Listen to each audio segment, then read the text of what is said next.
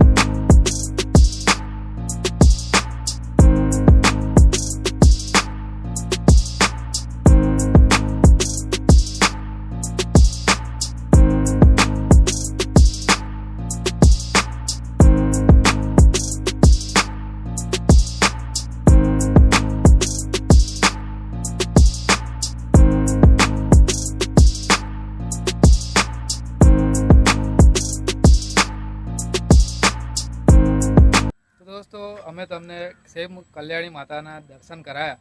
તો તમને આ મંદિર કેવું લાગ્યું? અને સરસ મંદિર છે ને, બહુ સરસ છે.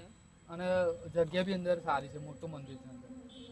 તો હા, વડતાલ જાઓ તો નરસંડાની પહેલાં આવે. જો નડિયાદથી જતા હોય વડતાલ, જો નડિયાદથી વડતાલ જતા હોય ને તો પહેલાં નરસંડા આ સેમ કલ્યાણી માતાનું મંદિર આવે. અને જો વડતાલથી પાછા નડિયાદ જતા હોય ને તો નરસંડા અને એના થોડોક જ પછી આ મંદિર આવે છે. તો એકવાર દર્શન કરવા જરૂરથી આવજો. તો તમને આ વિડીયો કેવો લાગે કમેન્ટ કરવાનું ભૂલતા નહીં. તો મળીએ મિત્રો નવા વિડીયો સાથે. ત્યાં સુધી જય માતાજી, જય મહારાજ, જય સ્વામિનારાયણ. વિડીયોને લાઇક કરતા જજો. અને ભાઈ જેટલા વ્યૂ આવે છે એટલે લાઇક નહીં આવતી, તો એક લાઇક કરતા જાઓ અને ચેનલને સબસ્ક્રાઈબ કરી દેજો. ચાલો મળીએ નવા વિડીયો સાથે.